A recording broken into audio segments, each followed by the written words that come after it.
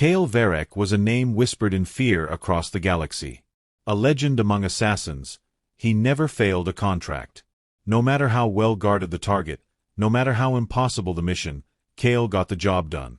Efficient, silent, and ruthless, these were the words used to describe him. And yet, for all his reputation, he was nothing more than a ghost, a weapon wielded by the powerful. He was fine with that. At least, he thought he was. The encrypted message arrived in his ship's communication hub while he was still docked at Vega Outpost, a lawless black market station on the Outer Rim. Kale leaned back in his seat, watching the data stream unravel on his holoscreen. It was from the Syndicate, the most feared crime organization in the quadrant. They were his primary employers, sending him on high-profile assassinations and political eliminations. Tonight would be no different. The screen flickered as the contract details loaded. Target: human, male. Location: Terra 3, Earth. Payment: 50 million credits. Terms: immediate termination. No loose ends. Kale frowned. 50 million credits for a human? That was an absurd price. Most human contracts didn't even reach 5 million. The Syndicate only put that kind of money on warlords, high-ranking officials, or traitors. What made this man so important? Curious, he accessed the target's full dossier. A flickering hollow image appeared, and Kale felt his entire body go rigid. The face staring back at him was familiar. The name beneath it made his blood run cold. Target name: Ethan Varek. His own brother. Kale's cybernetic fingers twitched against the console. He reread the name, as if expecting it to change, but the letters remained the same. His twin brother. The brother he had believed dead for over a decade. A ghost from a past he had long buried. For the first time in years, Kale felt something foreign creep into his mind. Hesitation. Ghosts of the past. Kale Varek had not always been a feared assassin. Once, long ago, he had simply been Kale, an orphan boy growing up in the slums of Old Earth, scrounging for food and fighting to survive. He and his twin brother, Ethan, had been inseparable. They had no parents, no home, only each other. Until the night that changed everything.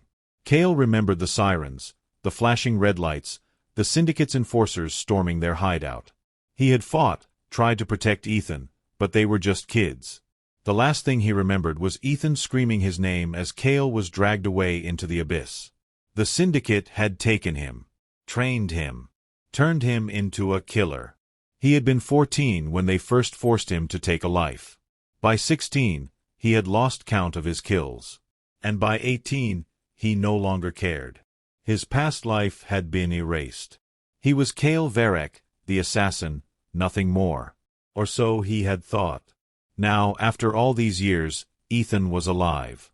And the Syndicate wanted him dead. Kale exhaled slowly. Why? He pulled up the rest of the dossier. Ethan was now a scientist working at Genesis Labs on Terra 3. The lab specialized in bioengineering, genetic modifications, medical advancements, and experimental research. That explained some of the price on his head, but not all. Scientists didn't warrant 50 million credit bounties. There had to be something more. Something the Syndicate wasn't telling him. A killer's dilemma. Kale rose from his seat, pacing the small confines of his ship. He had never questioned a contract before. Never. His life depended on it. The moment he showed weakness, the Syndicate would replace him, or worse, turn him into a target himself. But this was Ethan. His hand clenched into a fist. What if I don't take the contract? The answer was obvious. If he refused, the Syndicate would send someone else. A less skilled, more brutal assassin who wouldn't hesitate. Someone who wouldn't even consider asking questions. Ethan would be dead within a week. The only way to control the outcome was to take the job himself. Kale closed his eyes, inhaling deeply. He would take the contract. He would go to Terra 3. But he wasn't going there to kill Ethan. He was going there to find out the truth. The journey to Terra 3. Kale wasted no time. Within an hour, his stealth-class ship, Voidfang, was prepped and ready. He uploaded the coordinates for Terra 3 and initiated the jump to hyperspace. As the ship's engines hummed, Kale sat in his cockpit, his mind racing. He needed to prepare. The Syndicate would be monitoring his every move. If they suspected he was compromised, they would send their own people after him. He activated his wrist implant, pulling up the latest security intel on Genesis Labs. The facility was heavily guarded, but not impenetrable. He had infiltrated worse. The real challenge would be Ethan himself. What if he doesn't recognize me? It had been over 15 years. Kale had changed, physically, mentally, emotionally. His face bore the scars of 1,000 battles, his once warm eyes now replaced by a cybernetic red glow. The Syndicate had stripped him of his humanity, reshaping him into something else. Would Ethan even see the brother he once knew? Kale shook the thought away. It didn't matter. He wasn't going there for a family reunion. He was going to get answers. And if the Syndicate had truly given him an impossible choice, if Ethan was truly a threat to them, then Kale needed to decide where his loyalties truly lay. The stars outside blurred as the Void Fong entered hyperspace, heading toward the one place Kale swore he would never return to, Earth. The Void Fong exited hyperspace just outside Terra 3's orbit, its sleek black hull absorbing the ambient light of the nearby star. Kale Varek sat in the cockpit, his cybernetic eye scanning the planet below, processing topographical data and security grids in real time. Earth. Or what was left of it. To the rest of the galaxy, Terra 3 was nothing more than a backwater planet, a relic of the past. But Kale knew better. It was a breeding ground for secrets. The Syndicate had their hands deep in Earth's affairs, using the planet as a hidden staging ground for illegal experiments and corporate warfare. And at the center of it all was Genesis Labs, the place where his brother was working. A place Kale now had to infiltrate. Descent into the past. Kale engaged the Void Fang's cloaking system, making his ship invisible to planetary scans. He charted a course for the outskirts of New Seattle, the nearest city to Genesis Labs. The planet's atmosphere resistance buffeted his ship, but Kale barely noticed. His mind was elsewhere. He had studied the Syndicate's psycho-conditioning manuals. He had mastered the art of detachment, of turning off his emotions to carry out any mission with ruthless precision. So why was his mind filled with memories of Ethan? He gritted his teeth, shaking the thoughts away as he initiated his ship's silent landing sequence. His scanners detected no hostile activity nearby, just the endless sprawl of New Seattle's neon skyline, a mixture of crumbling ruins and corporate high-rises. The world had changed since he last set foot here. But one thing hadn't. The Syndicate was watching. Kale slipped on his tactical visor, checking his inventory. Dual plasma pistols, a shock blade, a multi-frequency hacking unit, and a pulse grenade, more than enough for an infiltration mission. Tonight, he wasn't here to kill. He was here to find his brother. The shadows of New Seattle. Navigating the streets of New Seattle felt like stepping into a memory, one laced with violence and desperation. The city was a battlefield of corporate greed, where Syndicate agents, black market dealers, and rogue mercenaries thrived in the shadows. Kale moved like a ghost, avoiding security drones and Syndicate patrols as he approached the outer perimeter of Genesis Labs. The facility was heavily fortified, as expected.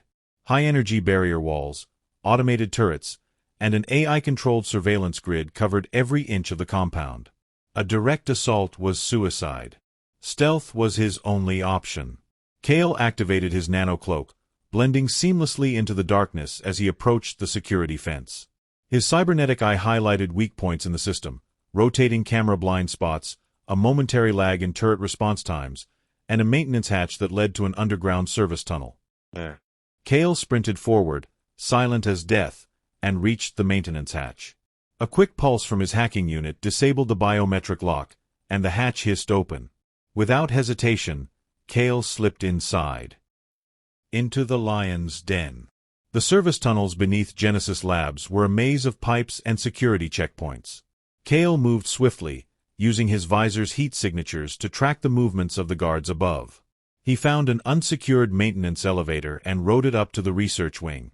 As the doors slid open, he slipped into the corridor, his pistol drawn.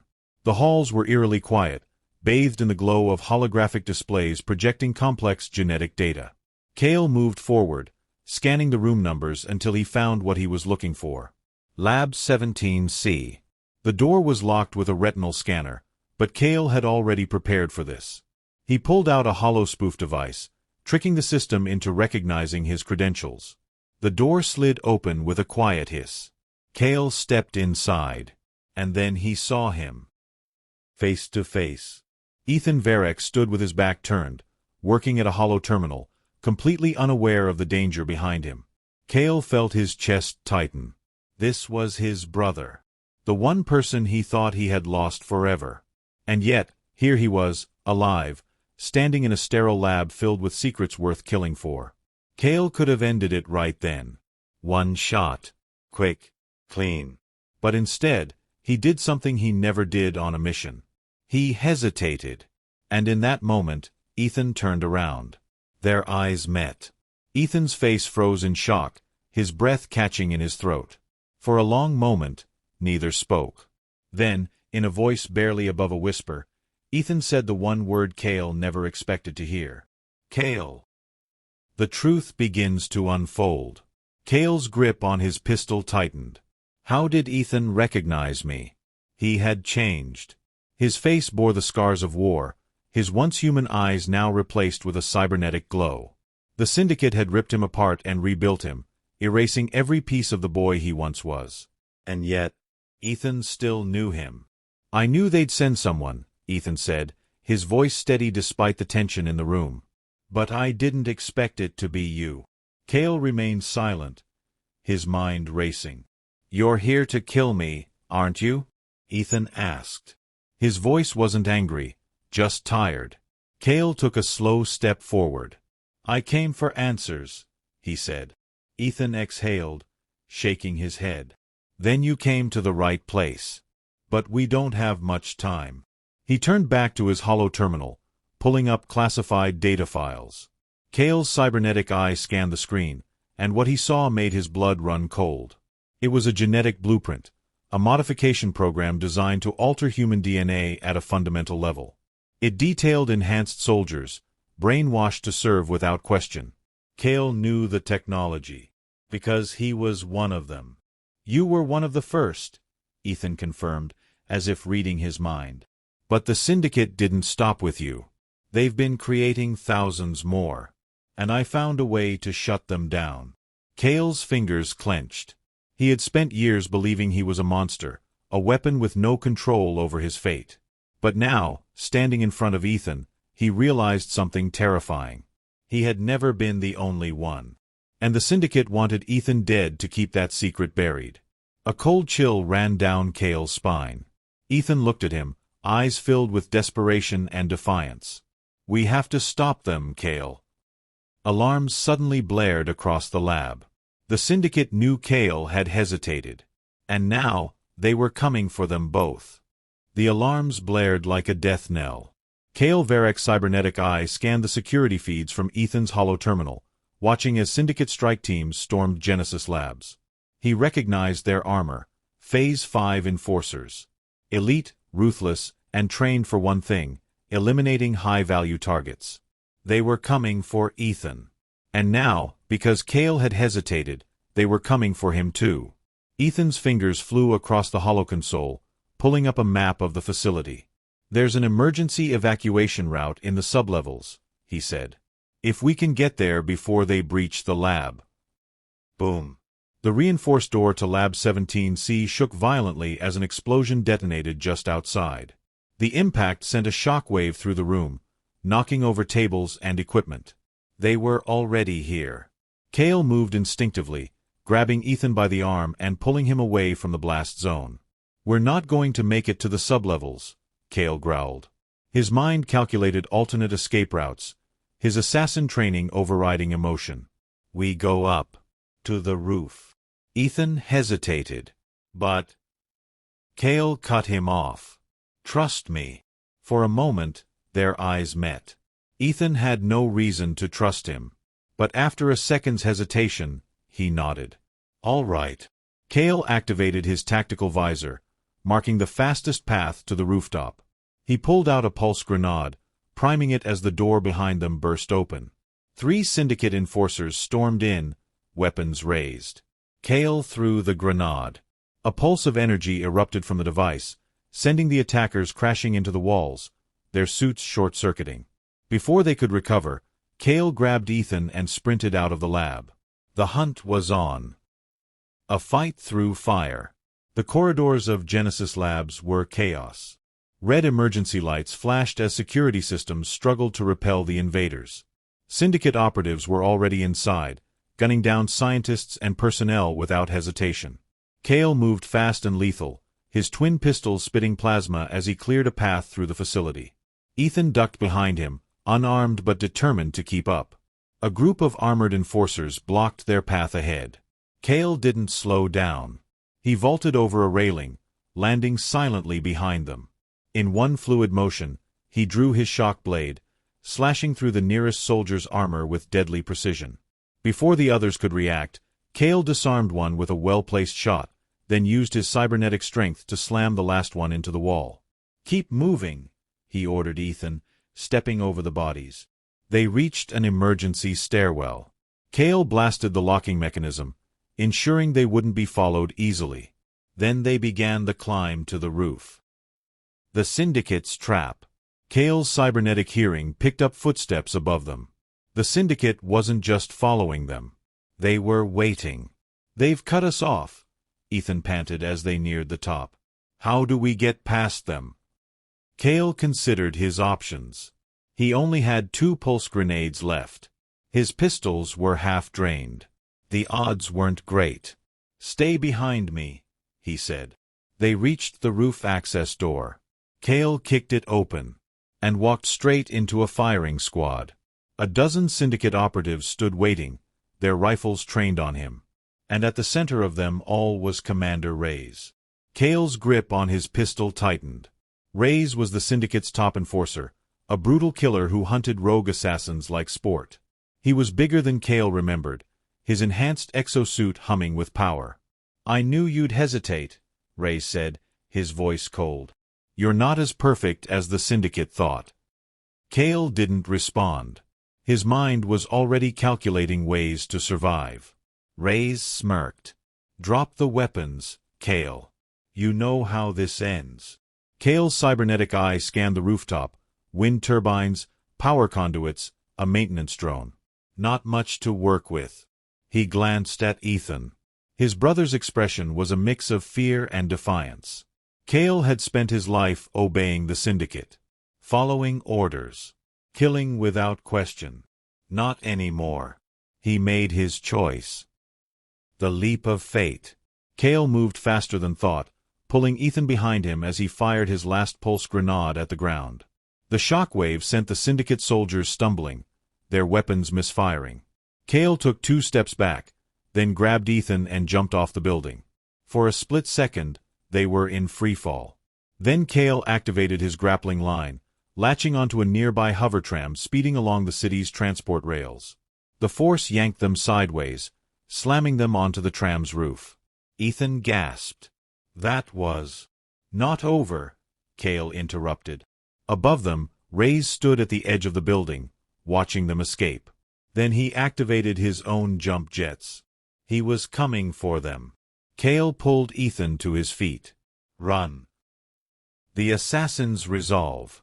The hover tram hurtled across New Seattle, weaving between skyscrapers and neon-lit highways.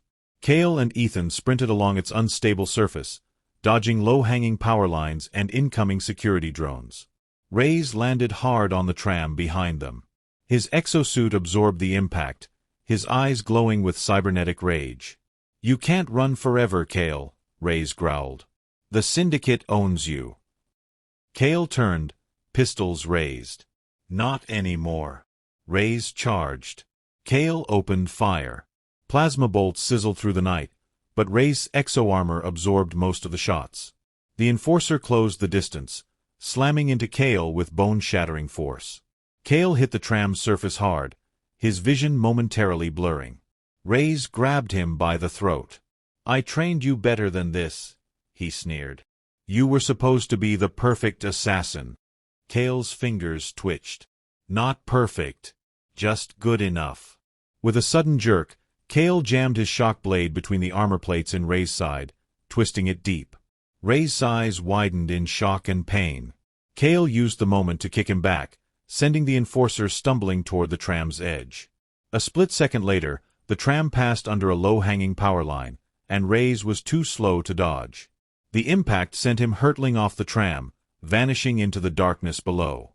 Kale exhaled sharply, pulling himself up. Ethan was still there, watching in shock. Kale extended a hand. We need to get out of the city. Now. Ethan hesitated, then took it. For the first time in years, Kale wasn't just running toward a mission. He was running toward something real. The hover tram carried them beyond New Seattle's skyline, streaking through the neon-lit night. Kale Varek stood at the edge of the tram's roof, scanning for any signs of pursuit. His cybernetic eye processed thousands of data points per second, heat signatures, motion patterns, aerial scans, but Ray's was gone. For now. Kale turned to Ethan, who was breathing hard, his hands still trembling. The scientist had never been in a fight like this, never seen the kind of cold brutality the Syndicate was capable of. Where to now? Ethan asked, voice hoarse. Kale considered their options. The Syndicate had endless resources. Even with Ray's taken out of the fight, they would send more operatives. The entire planet was a trap waiting to spring. They needed to disappear. I have a ship, Kale said. Docked outside the city limits. We get to it. We leave Terra 3. After that, he exhaled, glancing at Ethan. We find a way to end this. Ethan gave a small, tired nod. No more running. The tram was approaching its next station, slowing down as it passed through an abandoned industrial zone on the outskirts of the city. Kale spotted an old service ladder running down the side of a rusted skyscraper. Jump when I say, Kale instructed. Ethan swallowed. Jump. Now. Kale grabbed Ethan's arm and leaped off the tram. The cityscape blurred past them in a rush of wind and neon, and they hit the ladder hard, Kale absorbing most of the impact. Metal groaned beneath their weight, but it held. They climbed down into the ruined industrial sector, surrounded by decaying buildings and forgotten technology. Kale tapped his wrist communicator, sending a signal to the Void Fong. Ships prepped. We move fast. But as soon as they stepped onto the deserted streets, Kale felt it, a presence. Someone was here, waiting for them. The final stand. From the shadows, figures emerged. Not Syndicate enforcers. Something worse. Kale immediately recognized them. Blacklight operatives. The Syndicate's top-tier assassins. Where the Phase 5 enforcers were brutal and relentless, Blacklight was invisible, surgical, and unstoppable. Kale had once trained with them. He had been one of them. And now they were here to eliminate him. Ethan tensed beside him. Kale. I see them. A Blacklight assassin stepped forward, her form barely visible through the shifting layers of her stealth field. Kale saw the flicker of her blades, the deadly precision in her stance. Varek, she said coldly. You know how this ends. Kale's grip tightened on his pistol. Not today. The assassin tilted her head. You betrayed the Syndicate. You turned against your own kind. Kale exhaled. I was never one of you. A moment of silence. And they attacked. Kale reacted instantly, dodging the first blade strike by a fraction of a second. He countered with a snapshot to the assassin's shoulder, but she twisted mid-air, evading with inhuman grace. Two more Blacklight operatives rushed from the sides. Kale fought like a machine, his cybernetic reflexes pushing him beyond human limitations. He parried a blade with his shock dagger, spun, and fired his last plasma round into an approaching assassin's visor, sending them crashing into the pavement. But there were too many. Ethan ducked behind cover, frantically trying to hack into a nearby security console. I can reroute the city's defense drones. Kale blocked another strike, barely dodging a second. His movements were slowing. The fight was dragging out, a battle of endurance he was losing. And The sky above them split open. A desperate escape. Kale barely had time to react before the Void Fong swooped down, its auto-turrets blazing. Energy bolts tore through the industrial zone, forcing the blacklight assassins to retreat into the shadows. Kale grabbed Ethan's arm. "Move!" They sprinted toward the ship as explosions erupted behind them. Kale hit the access panel, and the boarding ramp lowered. They dove inside just as the assassins regrouped, hurling explosive charges at the Void Fong. The ship's shields flared under the impact, but Kale was already at the controls. He punched the engines to full throttle. The Void Fong blasted skyward, leaving the city behind. Through the rear monitors, Kale watched as blacklight operatives disappeared into the smoke, for now. They had escaped. But the war wasn't over. The road ahead. Ethan collapsed into the co-pilot seat, exhausted but alive. That was... He let out a dry laugh. That was insane. Kale didn't answer. He was already plotting a course off-world, navigating through the Syndicate's orbital security net. Ethan studied him for a long moment. "You could have killed me, back in the lab." Kale didn't look at him. "Yeah. But you didn't." Kale sighed, gripping the ship's controls tighter. "The Syndicate made me a killer. Trained me to be the perfect assassin." He turned to face his brother. "I don't want to be that anymore." Ethan exhaled, nodding slowly. "Then let's make sure no one else has to be." Kale's cybernetic eye flickered as he pulled up a map of the galaxy, highlighting a specific system. "The Syndicate's main cloning and augmentation facility is here," he said.